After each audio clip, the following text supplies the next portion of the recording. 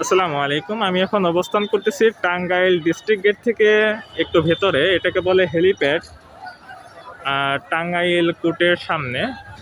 তো এই জায়গায় এটাকে ডিস্ট্রিক্ট মার্কেট বা হকার্স মার্কেট বলে।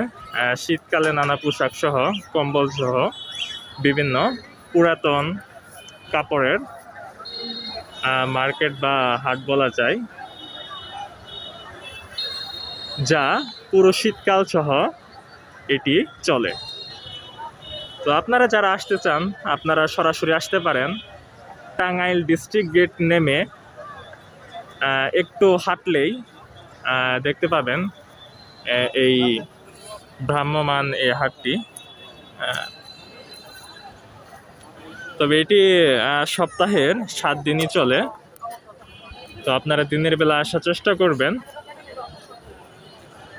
তো এই জায়গায় কম দামে সুলভ মূল্যে আপনারা বিভিন্ন শীতের কাপড় সহ এমনিতে যে কাপড়গুলো সেগুলো আপনারা পেয়ে যাবেন। CN TV 24 Tangail.